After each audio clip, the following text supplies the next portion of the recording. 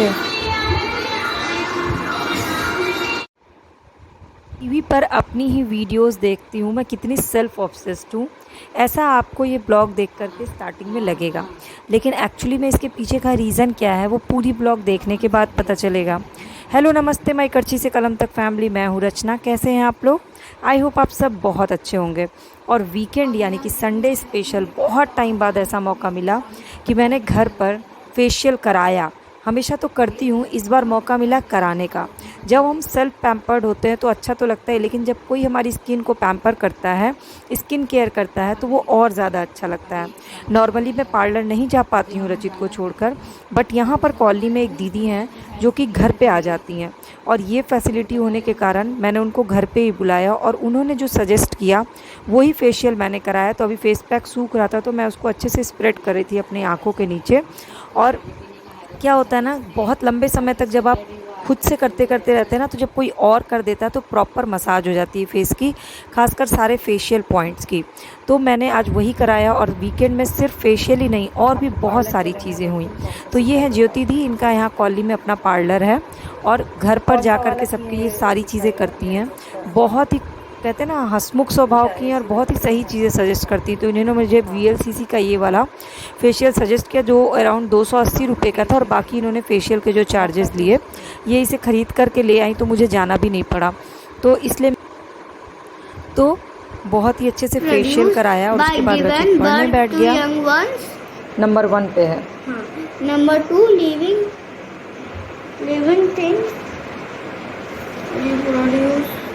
Living things grow by give lying, birth, नहीं by second है bye lying eggs give, अच्छा lungs.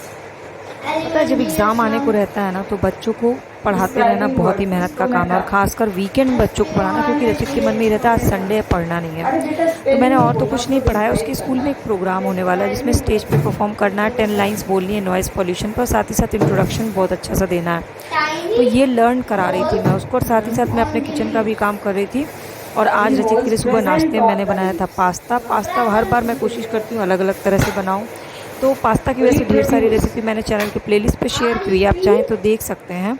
और Sunday को आप अपने बच्चों को क्या स्पेशल देते हैं ये भी मुझे बताइए, क्योंकि मैं पूरे वीक उसे पराठा सब्जी देती हूँ टिफ़िन में, इसलिए मैं संडे के लिए उसकी पसंद की कोई ऐसी चीज़ बना देती हूँ।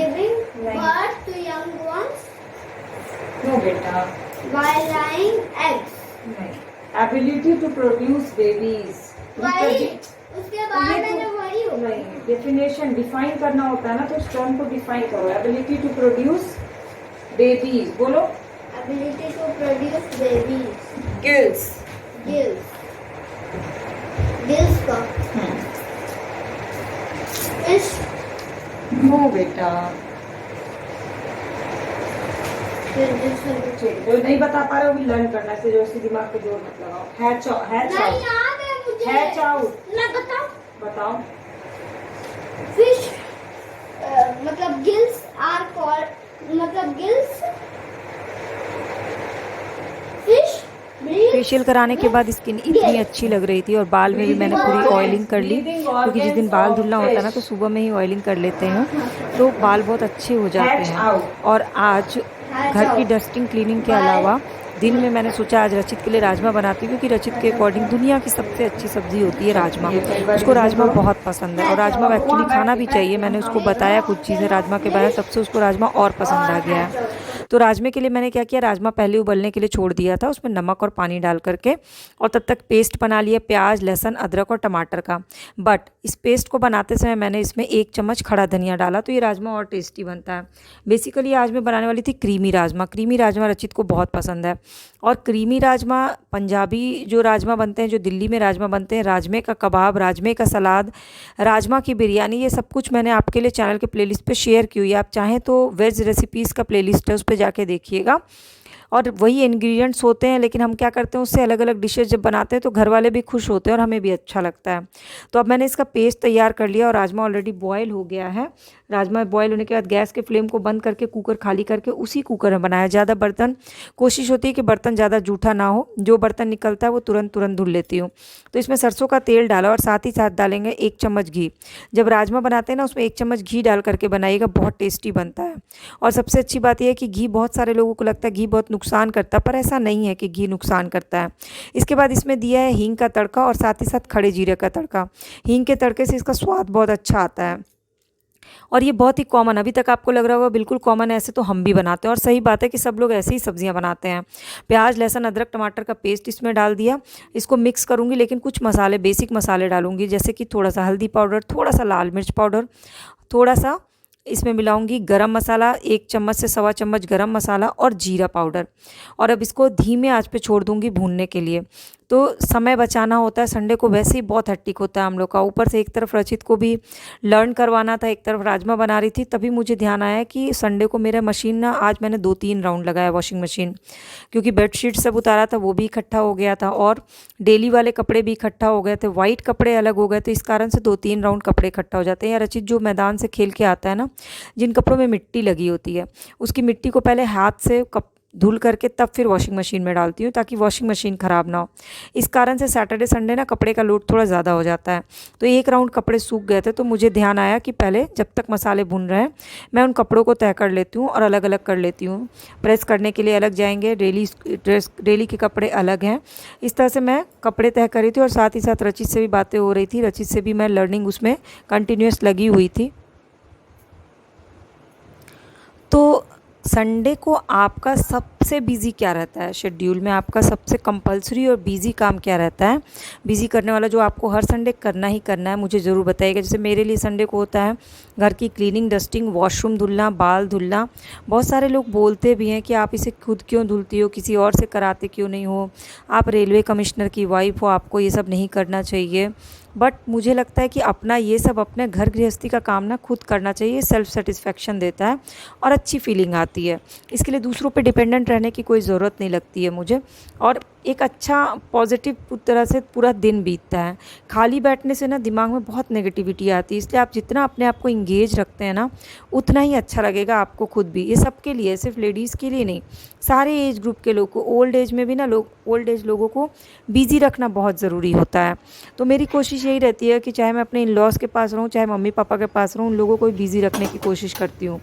तो इस तरह से जब तक मैंने कपड़े तय किए, मसाले अच्छे से भून गए, लेकिन मैंने आपको बताया ना कि मैं क्रीमी राजमा बना रही, तो आजकल दूध जब आता है ना तो उसकी मलाई इकट्ठा कर लेती हूँ। इतनी मलाई तो निकलती नहीं कि घी बना सकूँ, क्योंकि दूध बहुत कम ले रही हूँ, सिर्फ मैं और रचित हैं। तो उस मलाई को इकट्ठा करके किसी ना किसी रेसिपी में यूज़ कर लेती हूँ। जैसे वाइट सॉस पास्ता बनाया तो उसमें मलाई यूज़ कर लिया, फिर अभी क्रीमी राजमा में उस मलाई को यूज़ कर लिया। बजाय किसी अमूल क्रीम या बाज़ार के क्रीम की जगह ये मलाई बहुत अच्छा काम करता है। और इसके बाद मैं आपको एक चीज़ बताती हूँ, आजकल बच्चों के जूते बारिश के कारण भीग जा रहे हैं, उसका एक उपाय है। उसमें ना पेपर को मोड़ करके जूतों में डाल दीजिए, तो जूते के अंदर जितने पानी होते हैं ना वो सारा पेपर सोख लेता है। 5-6 घंटे बाद पेपर को चेंज कर लीजिए। अगर धूप नहीं भी हो रही है, जूते आप पंखे में रख दीजिए और अंदर पेपर डाल दीजिए, तो जूते अंदर तक बहुत अच्छे से सूख जाएंगे। अगर थोड़ी भी नमी रहेगी तो आपके बच्चों को बहुत नुकसान करेगा। अभी लास्ट कुछ देर पहले बहुत तेज़ बारिश हुई, तो वैसे तो मैं गाड़ी से गई थी, बट स्कूल से निकलने में स्कूल के कैंपस में इतना पानी भर गया था कि रचित के जूते पूरी तरह से डूब गए थे। ऐसे में क्या होता है, अगर चप्पल पहना के भेजेंगे या कुछ और पहना के भेजेंगे तो स्कूल में पनिशमेंट मिल जाती है। तो इंस्टेंट जूता सुखाने का सबसे बेस्ट सॉल्यूशन यही होता है कि उसमें पेपर को मोड़ करके डाल दीजिए और पंखा चला दीजिए, तो ऊपर का लेयर पंखे से सूख जाता है और अंदर जो है वो पेपर अच्छे से पानी को सोख लेता है। बस आपको क्या करना है, पेपर को चेंज कर देना है चेक करके, जब वो पूरी तरह से भीग जाए। तो अब मैंने सेकेंड राउंड कपड़ा फैलाया, जिसमें मैक्सिमम बेडशीट्स थे, दोहर थे, जो कि मैंने सारे चेंज किए थे। और ये जब तक मसाला का क्रीम भून रहा था ना, तब तक मैंने ये काम कर लिया। तो इसमें टाइम मैनेजमेंट बहुत अच्छा हो जाता है। और रचित को मैं संडे को ज़्यादा नहीं पढ़ाती, रचित संडे को मस्त टीवी देखता है और उसका हॉबी डे रहता है। उस दिन वो अपनी सारी हॉबीज़ पूरी करता है, आर्ट एंड क्राफ्ट की हॉबी, ड्राइंग बनाने की हॉबी, थोड़ा सा डांस मुझसे सीख लेता है और इंटरटेनमेंट की चीज़ें टीवी पे देख लेता है। तो संडे को स्पेशल उसको फीलिंग आती है, क्योंकि बाकी दिन बच्चे ना बिल्कुल मशीन की तरह सुबह से रात तक चलते रहते हैं। ऐसे में संडे को इनको एक अच्छा सा ब्रेक देना बहुत ज़रूरी होता है, ताकि मंडे की शुरुआत एक अच्छी सी वो कर सकें। तो इस तरह से क्रीमी राजमा का जो मसाला अच्छे से भुन गया दिया और बॉयल किया हुआ राजमा और पानी मैंने डाल दिया, लेकिन पूरा राजमा मैंने नहीं डाला, थोड़ा सा राजमा बचा के रख लिया क्योंकि मुझे बॉयल राजमा का सलाद बहुत पसंद है। तो मैं इस राजमा का सलाद बनाऊँगी, उसमें प्याज, लहसुन, अदरक, धनिया पत्ती, हरी मिर्ची, खीरा, टमाटर सब डाल के, ज़ीरा पाउडर, नमक, और अगर हो सके तो बारबेक्यू का थोड़ा सॉस आप डाल करके खा के देखिएगा, राजमे का सलाद बहुत अच्छा लगता है। तो मैंने अपने और रचित भर का थोड़ा सा राजमा बचा लिया और मैंने रचित को बताया कि राजमे का शेप जो होता है ना वो किडनी के आकार का होता है, ये किडनी के लिए बहुत फ़ायदेमंद होता है, इसीलिए इसको किडनी बीन्स कहते हैं और ये कैल्शियम का बहुत अच्छा सोर्स होता है। तो इसके बाद फिर हम लोगों ने खाना खाया, राजमा चावल, आलू की भुजिया और दाल, और रचित उसके बाद अपने हॉबीज़ में लग गया जो कि उसका ड्राइंग। और ये जो डॉल है ना, ये जापानी डॉल है, इसमें कलर नहीं करना था, इसमें शेप्स से आपको हर एंगल को भरना था, सर्कल, ट्रायंगल, जिस तरह से अलग अलग कलर से। तो रचित बहुत कंसंट्रेशन के साथ इसको कर रहा था, तो मुझे बहुत अच्छा लगता है जो वो पूरी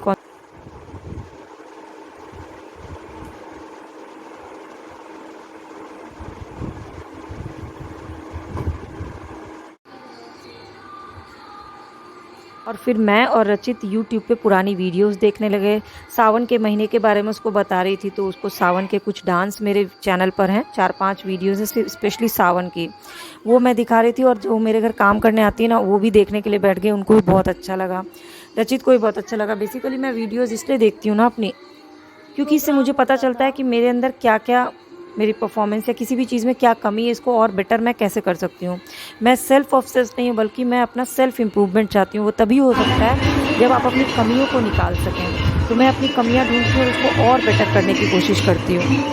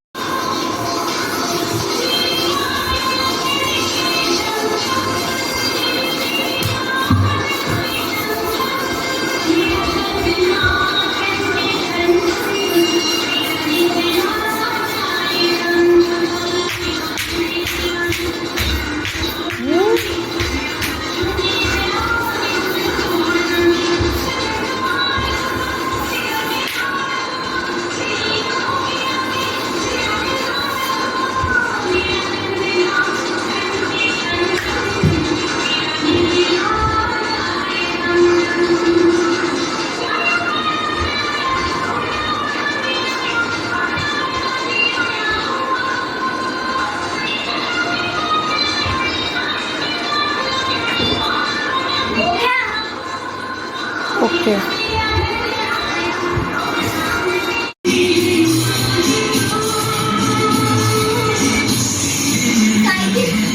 आ रही है दीदी, आ रही है।